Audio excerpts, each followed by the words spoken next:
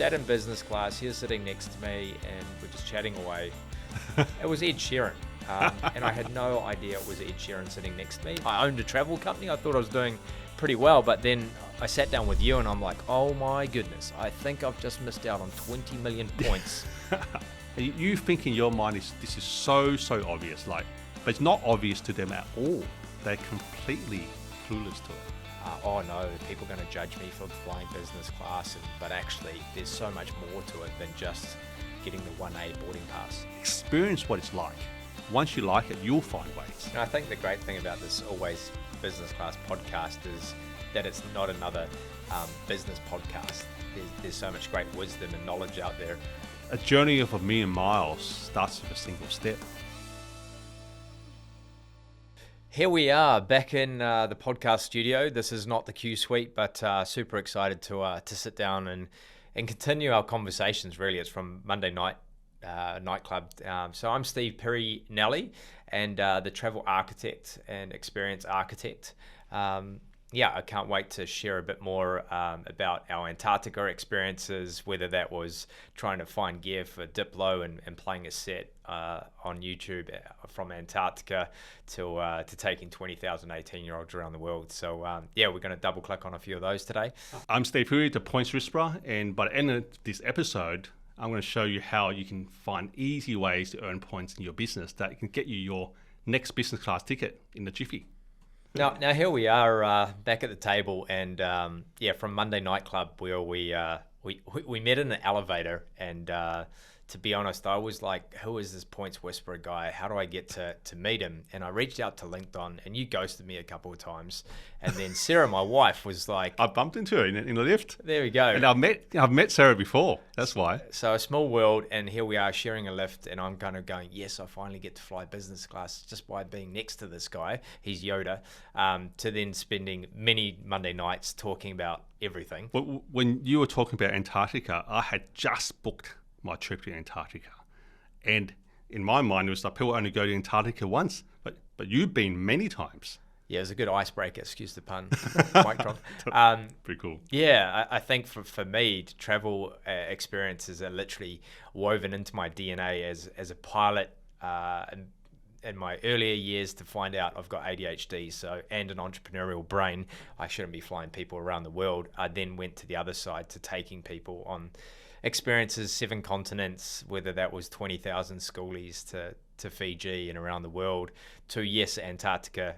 Sarah has got one up on me. She ran a trip with Diplo down there, which is probably a whole episode in itself, and producing something pretty spectacular, to then taking 153 leaders down there called Stewardship, where it was transformational in so many ways that I didn't think I'd want to go back to Antarctica, but it is, for me, really a bit of a pilgrimage in regards to when you get down there, it is like being on another planet. And I think that's what we're here talking about, is the travel, the inspiration on what lights us up. There's something that hasn't changed in regards to we want to seek out exploration. We want to see new cultures, as you say, smell, eat, try new things. And I think that's where we kind of clicked, because you help people getting there a lot more comfortably and being able to just unlock this hidden potential in business expenses. I thought I was probably an 8 out of 10 when it comes to points as a business owner and entrepreneur. I owned a travel company. I thought I was doing pretty well, but then I sat down with you and I'm like, oh my goodness, I think I've just missed out on 20 million points. I think it's one of those things where you just don't know what you don't know. So as a business owner, business owners are smart, but the problem is that they don't know everything. And what you don't know, you just don't know until you finally realize, oh, damn. But it's never too late to start. Like, what I found fascinating was that in terms of travel, like, travel itself is about moving yourself to a different environment. So therefore you can think about different things. Because when you travel, you stay at hotel rooms, you don't have the daily burdens at home, like washing your dishes, washing your clothes, putting this. I've got 5 kids, mate. So oh, yeah. So, well, you have a different world, indeed. But I find that when you talked about your experiences of taking people to Antarctica, taking people to Fiji, and moving them away from where their, I guess, normal brain waves of thinking, that already is number one. But then you layer on top of that the learnings and the different speakers and the different things that challenges people's minds to think in a different way. Do you think that is what creates the transformational experiences? Because number one, they are in a different physical location, and then number two, they're exploring all these different ideas that they will absorb it easier, or that more open to absorbing. Oh, there's so many facets, I think, to the experience itself. Whether you're on a solo journey, and that's a big market, solo journeys, or going in a group, and so whether that's an exploration, whether that's a retreat or a conference.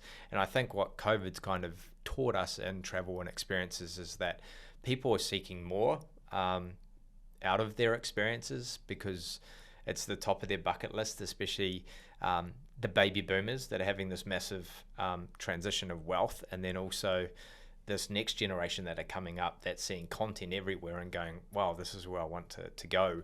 So wellness is a massive trend.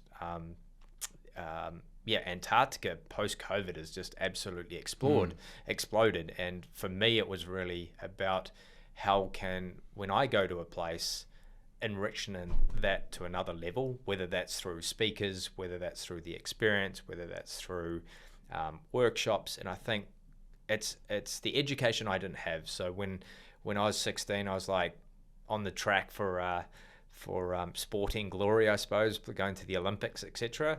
Because you were ice hockey.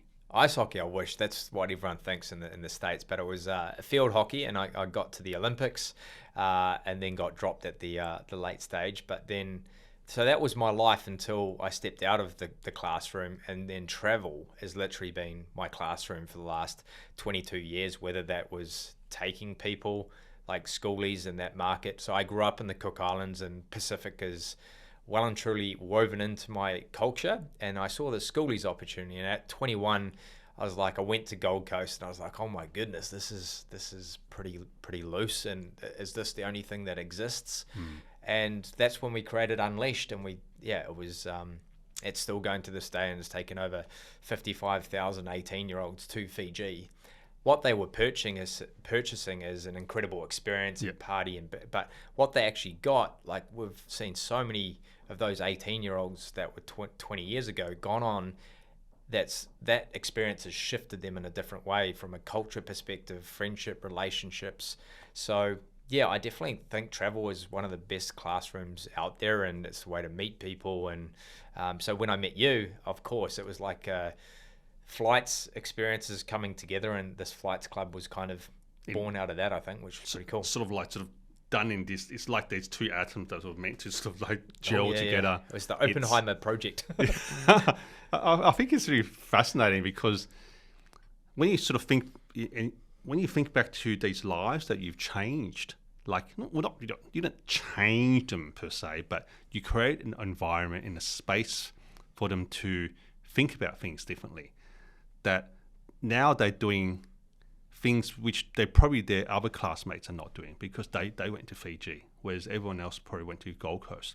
So these sort of sliding door moments, it's very interesting in life, because you come across them once in a while, and when you look back, and only when you look back through the breadcrumbs do you notice that was the moment something changed. Yeah, as a pilot, I kind of will probably weave a lot of analogies through our podcasts, is that by being a pilot and flying has actually been a fundamental sort of like methodology that I bring into life and business. So navigation is one of those things. As a pilot, you need to know where you're going. And I think those schoolie experiences that we created under Unleashed, or even Antarctica, just a simple choice by the traveler or the participant to go, I'm going there, moves them sort of one degree, that in 10 years' time could actually be different, a completely destination. So I think, travel and the experiences that we do is like that fundamental catalyst to shift someone. So that 1% might just happen, but they continue on that journey. And that's where the community aspect comes into it. And I think there's some great examples, and actually one of our guests, obviously with July, like brands and travel experiences and stuff these days are not just brands, they're actually communities. So yeah, it's something what we did really well at Unleashed and what we do at EvolveX and Stewardship, and they're all got different narratives as well. But I think as a dad, a proud dad of 5 kids and the Brady Bunch, it's like, how do we set up this next generation? And travel's a big part of that. So one of the things I admired about you and Sarah when I met you is that you got 5 kids, which normally when I hear about 5 kids, I think about, I can't find you 7 business class tickets. That's the first thing that comes to mind, because using points is hard to find 4.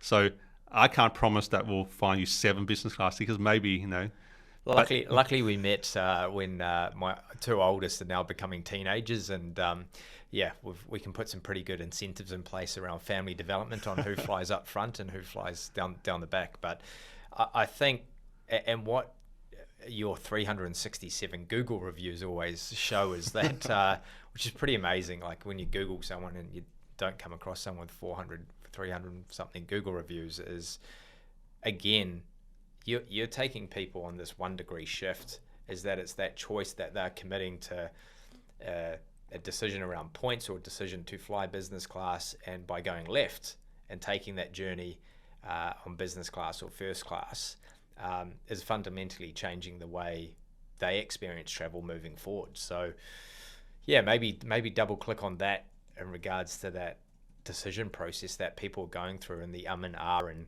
oh no, are people going to judge me for flying business class and first class? But actually there's so much more to it than just getting the 1A boarding pass. It's a really interesting dynamic, actually. Like in Australia, our clients actually, they're very happy to fly business class.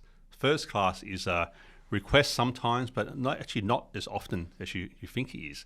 And there is a mindset that I've heard many times where people say, well, I don't want to fly first class because it might ruin my business class experience.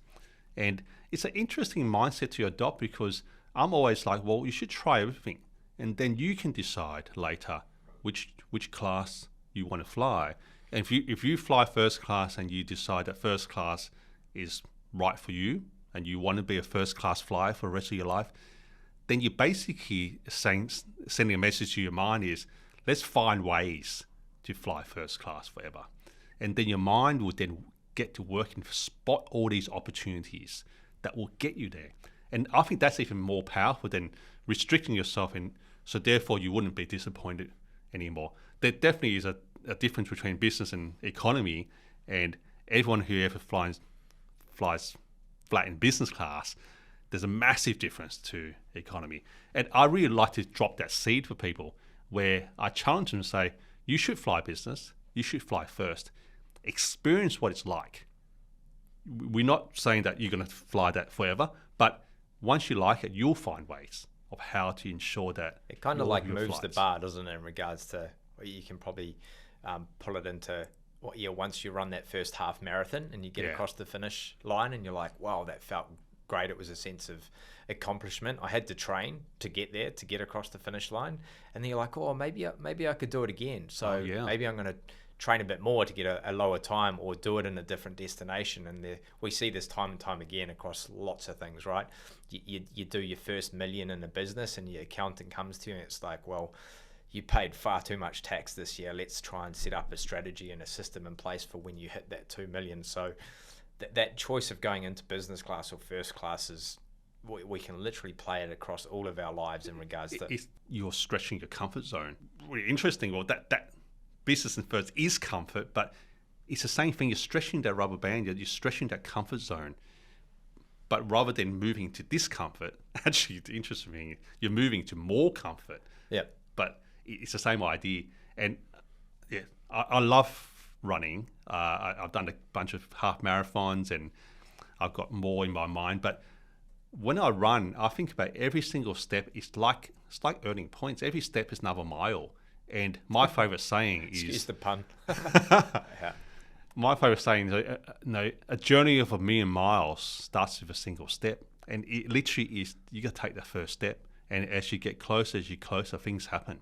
And I always believe that you can't see what's around the corner.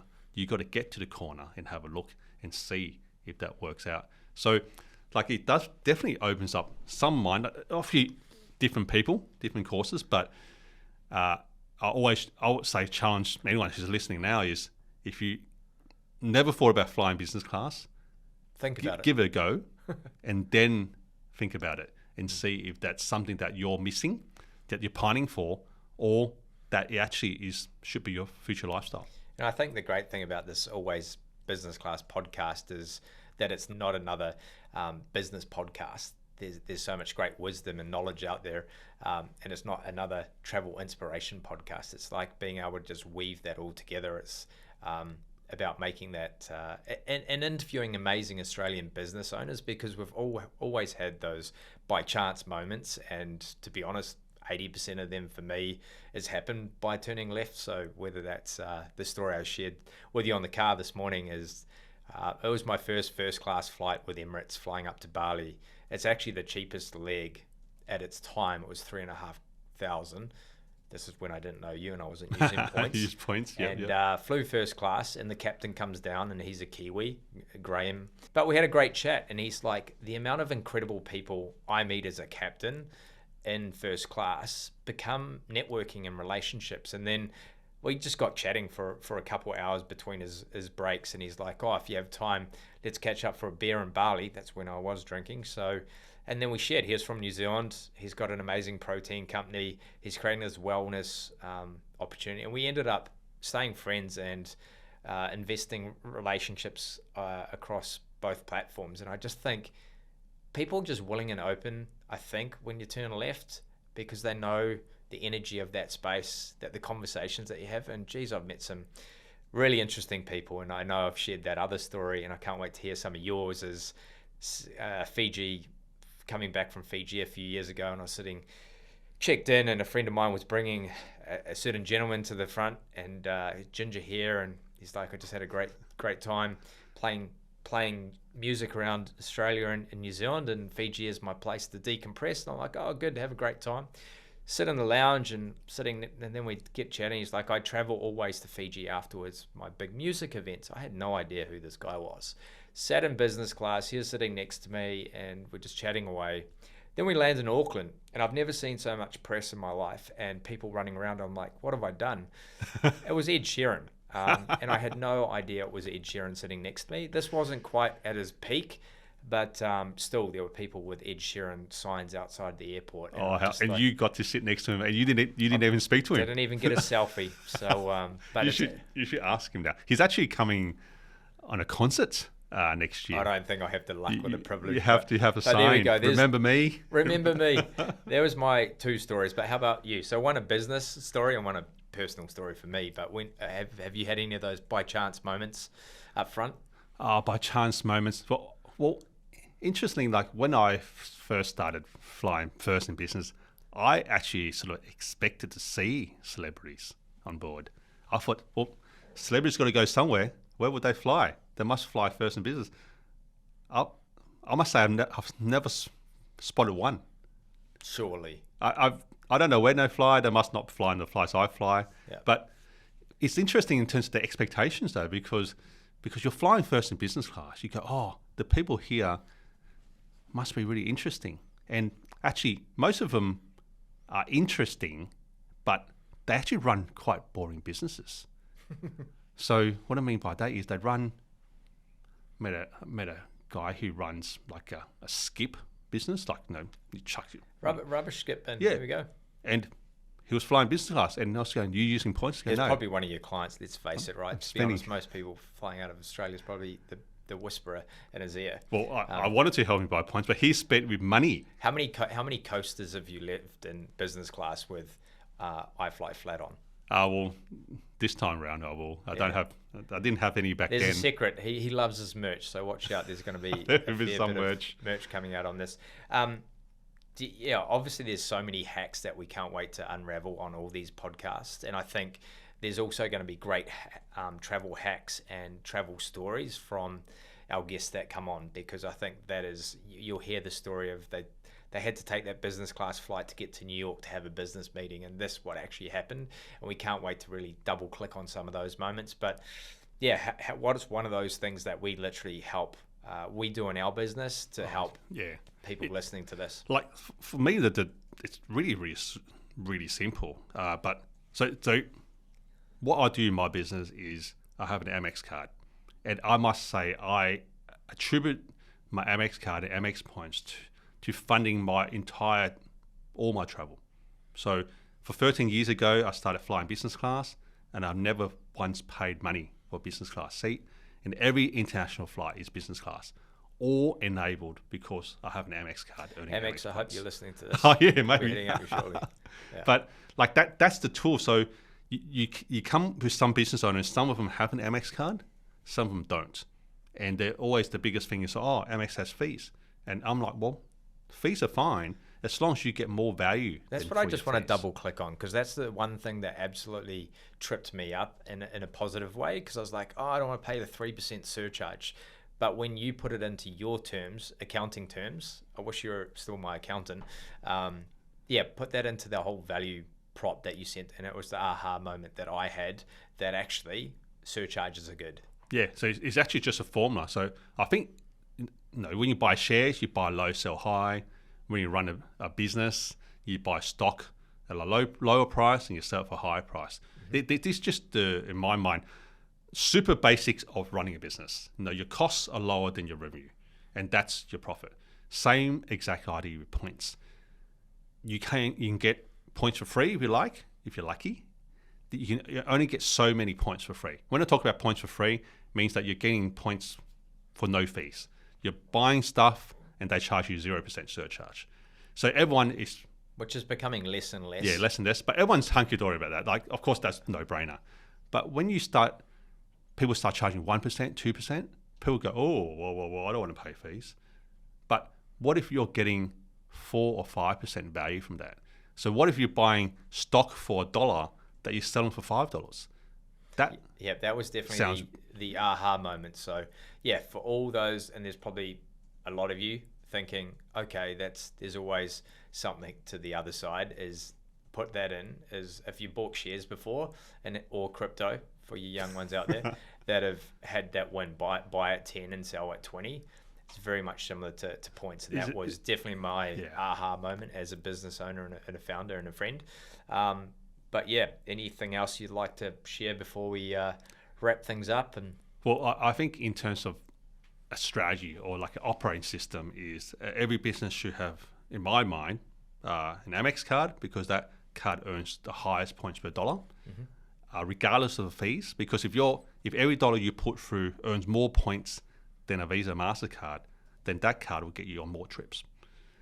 We also use payment service. So payment service is something that's probably been fairly new. Things like payroll, you can push through, you can earn points. Mm-hmm.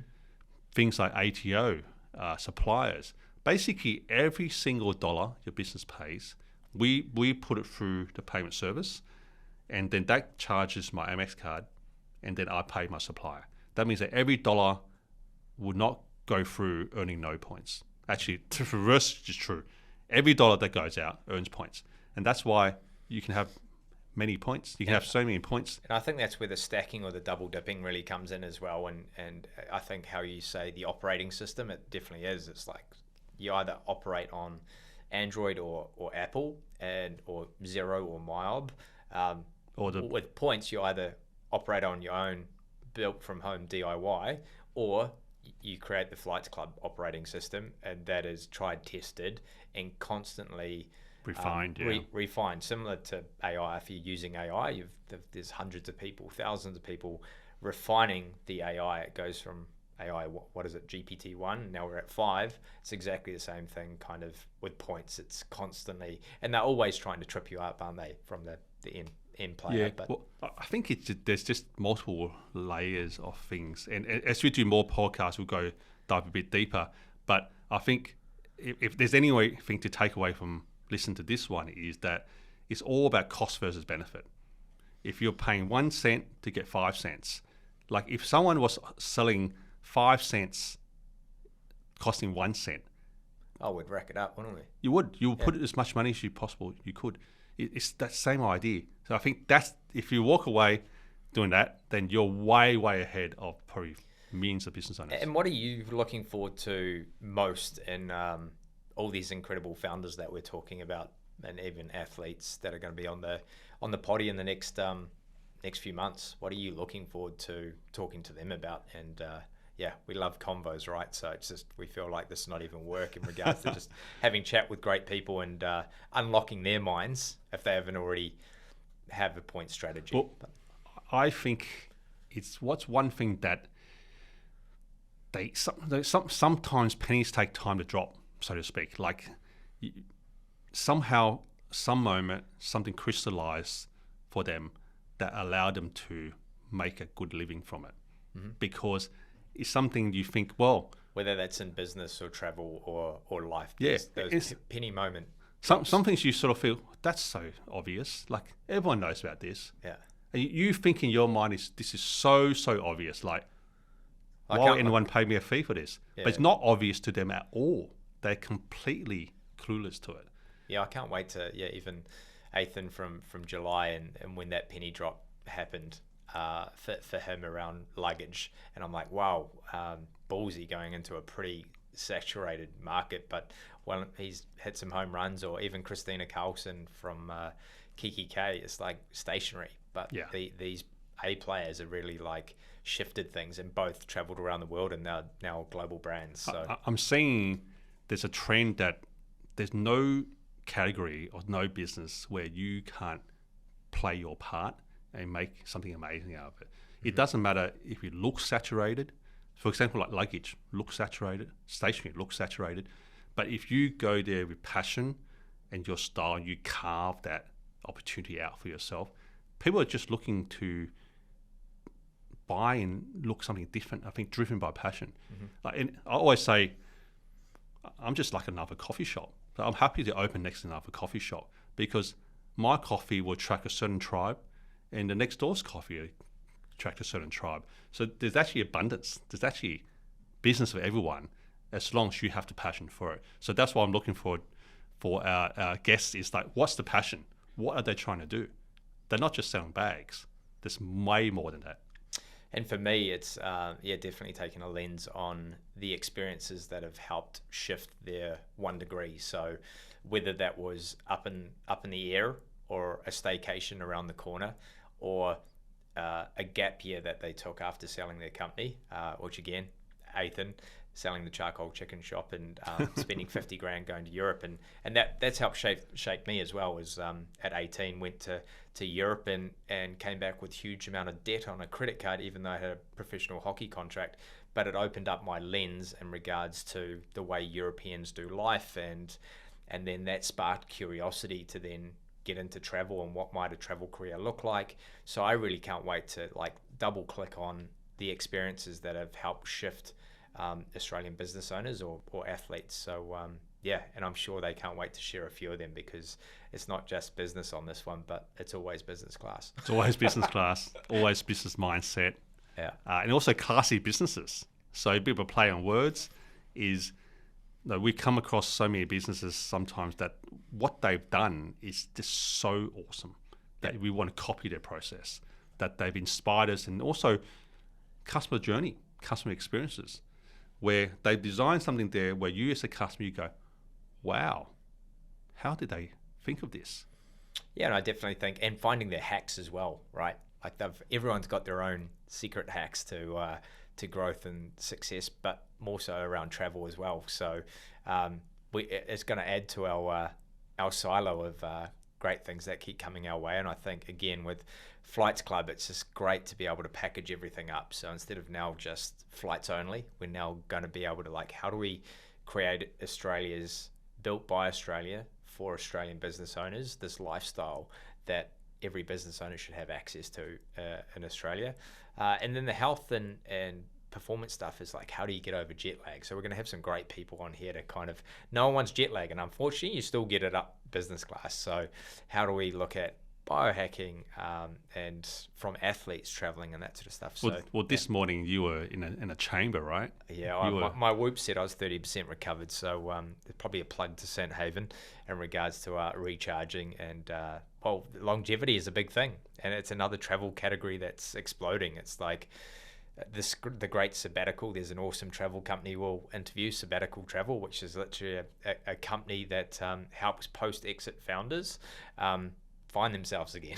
So I think it's longevity, sabbaticals. There's just so many great things that we get to double click on. But yeah, it's been awesome, this potty, and can't wait to double click on a few more. Oh, there's going to be so much more, and we there's a phrase that says we're just getting started. I normally don't think it's that cool, but actually we are just getting started. It's true. We are. Yeah, we're down from the elevator and ready to get going. Yeah, so if you're running a business, as a points whisperer, the big tip is that you can run every dollar and earn points. So go for your payments platform, pay all your bills, charge it onto your Amex card, and get those Amex points. And then you could be like me, never pay for a business class flight again. And a massive thanks to All Accor Plus Explorer membership. Without them, this podcast wouldn't be possible. Paying a membership, getting access to 2 free nights, 30% off food, and is wrapped up really nicely with our Flights Club memberships. So if you want to find out more info, it's in the show notes, and look forward to our next podcast. See you in the next episode.